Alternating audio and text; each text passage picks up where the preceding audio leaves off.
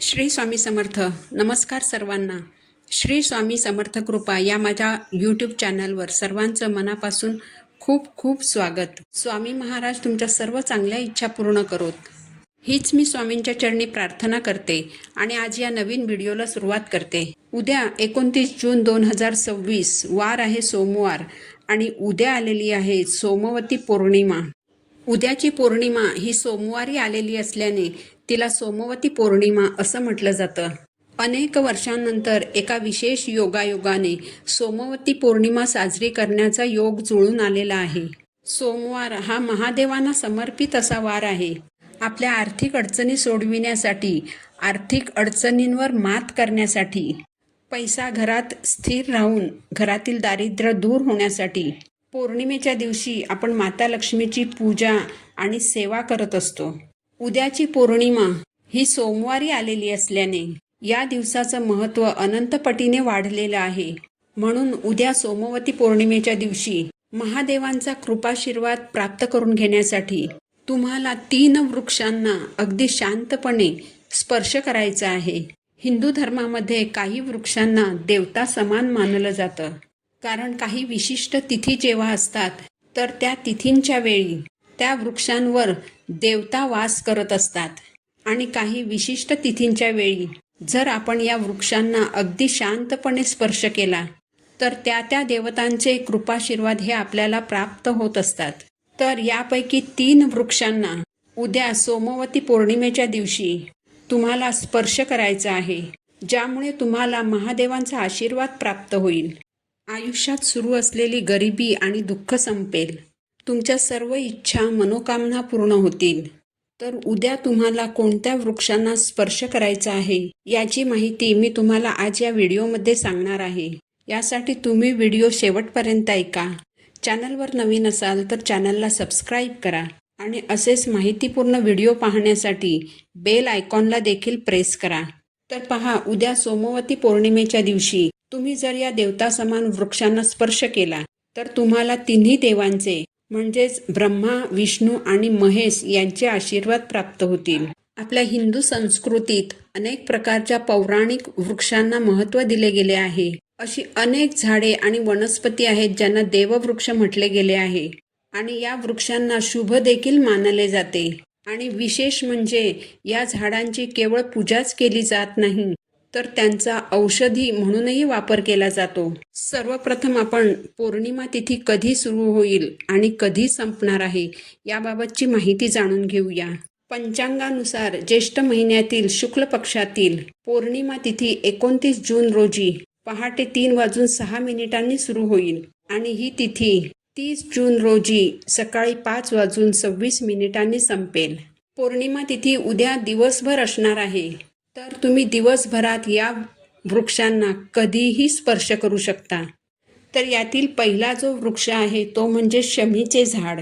सोमवती पौर्णिमेच्या दिवशी साक्षात महादेव शमीच्या झाडावर वास करतात. उद्या सोमवती पौर्णिमेच्या दिवशी जर तुम्ही शमीच्या झाडाला स्पर्श केला आणि शमीच्या वृक्षाखाली उभं राहून दोन्ही हात जोडून जर तुम्ही तुमच्या इच्छा महादेवांना सांगितल्या तर तुमच्या सर्व इच्छा नक्कीच पूर्ण होतील. जर घरामध्ये एखादी आजारी व्यक्ती असेल, तिचा आजार जर बरा होत नसेल तर तुम्ही सिंदूर काढून शमीच्या मुळाशी ठेवू शकता. यामुळे त्या व्यक्तीचा आजार लवकरच बरा होईल. कारण शमीच्या झाडाला अत्यंत पवित्र आणि शक्तिशाली मानले जाते. या वृक्षाला स्पर्श केल्याने शनी दोषही शांत होतो. यामुळे उद्या सोमवती पौर्णिमेच्या दिवशी शमी वृक्षाचा आवर्जून आशीर्वाद घ्या, जेणेकरून तुमच्या जीवनात आनंद आणि समृद्धी येईल. यानंतर दुसरा जो वृक्ष आहे ज्याला आपण उद्या स्पर्श करणार आहोत तो आहे पारिजातक वृक्ष. या झाडाची उत्पत्ती समुद्र मंथनातून झाली आणि देवराज इंद्राच्या नंदनवनामध्ये त्याची स्थापना झाली. मानवजातीच्या कल्याणासाठी भगवान कृष्णाने हा वृक्ष पृथ्वीवर आणला. पारिजातकाचा हा वृक्ष म्हणजे लक्ष्मीचे रूप मानले जाते, कारण लक्ष्मी माता देखील समुद्र मंथनातून प्रकट झाली आहे. उद्या वटपौर्णिमेचे व्रत करताना जर कुणाला उपवासादरम्यान त्रास झाला, कुणाला जर अतिशय थकवा जाणवू लागला किंवा जर वेदना होऊ लागल्या तर उद्या संध्याकाळी आवर्जून पारिजातकाच्या झाडाला स्पर्श करा. यामुळे तुमच्या सर्व शारीरिक समस्या दूर होतील. उद्या संध्याकाळी जर तुम्ही पारिजातकाच्या झाडाखाली तुपाचा दिवा लावला आणि त्या झाडाच्या मुळांमध्ये एक लहानसा सिंदूर लावला आणि यानंतर दोन्ही हात जोडून तुम्ही तुमच्या इच्छा व्यक्त केल्या आणि तुमच्या जीवनातील सर्व समस्या सोडविण्यासाठी जर प्रार्थना केलीत तर तुमच्या इच्छा नक्कीच 100% पूर्ण होतील. तुमच्या घरात जर आर्थिक अडचणी असतील, पैसा जर व्यर्थ खर्च होत असेल, घरात येणाऱ्या पैशांचा ओघ कमी झाला असेल, तुम्हाला जर उधार उसनवार करावं लागत असेल, तर उद्या सोमवती पौर्णिमेच्या दिवशी तुम्ही काय करायचं आहे? पारिजातकाची 5 फुले घ्यायची आहेत आणि ही फुले पिवळ्या कापडात बांधून तुमच्या तिजोरीमध्ये ठेवायची आहेत. यामुळे तुमची आर्थिक स्थिती सुधारेल आणि तुमच्या संपत्तीमध्ये देखील वाढ होईल. यानंतरचे तिसरे जे झाड आहे ते म्हणजे बेलाचे झाड. हिंदू धर्मात बेलाच्या झाडाला अत्यंत पवित्र आणि पूजनीय मानले जाते. बेलाचे झाड भगवान शंकरांचे अतिशय आवडते झाड आहे. पौराणिक कथेनुसार बेलाच्या झाडाच्या मुळाशी लक्ष्मी मातेचा वास असतो. त्यामुळे ज्या घरात बेलाचे झाड असते त्या घरात पैशाची कमतरता कधीही भासत नाही आणि त्या घरामध्ये धनलक्ष्मी ही स्थिर राहते. म्हणून उद्या सोमवती पौर्णिमेच्या दिवशी तुम्हाला बेलाच्या झाडाला स्पर्श करायचा आहे. यामुळे तुमच्या आर्थिक अडचणी दूर होऊ शकतात आणि तुमचे नशीब देखील चमकू शकते. याचबरोबर उद्या जर तुम्हाला वेळ असेल, इतर जे पौराणिक वृक्ष आहेत ज्यांना देववृक्ष मानलं जातं, तर अशा वृक्षांना देखील तुम्ही उद्याच्या दिवशी स्पर्श करू शकता, जेणेकरून त्यांचा आशीर्वाद तुम्हाला प्राप्त होईल.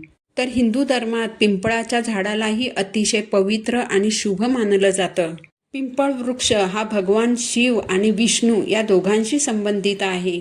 तुम्हाला जर शक्य असेल तर उद्या तुम्ही पिंपळ वृक्षाखाली दिवा लावू शकता आणि तिथेच बसून 108 वेळा ओम नमः शिवाय या मंत्राचा जप करू शकता. याचबरोबर उद्या वटपौर्णिमा आहे आणि वटवृक्ष हा हिंदू धर्मातील एक महत्त्वाचा वृक्ष आहे. वटवृक्षाचा संबंध भगवान शिव आणि पार्वतीच्या संयुक्त पूजेशी जोडलेला आहे. तर उद्या सोमवती पौर्णिमेच्या दिवशी वटवृक्षाच्या मुळाशी दूध आणि पाणी अर्पण करा आणि तिथेच बसून ओम नमः शिवाय या मंत्राचा जप करा. तर उद्या सोमवती पौर्णिमेच्या दिवशी या पवित्र वृक्षांना तुम्ही आवर्जून स्पर्श करा. यामुळे तुमचा पितृदोष, गृहदोष आणि लक्ष्मी दोष देखील संपेल आणि तुमच्या आयुष्यात सुख, शांती, समृद्धी आणि आनंदाचा वर्षाव होईल. ही माहिती जर तुम्हाला आवडली असेल तर व्हिडिओला लाईक करा, चॅनलला सबस्क्राईब करा. पुन्हा भेटू अशाच एका माहितीपूर्ण व्हिडिओसोबत. श्री स्वामी समर्थ.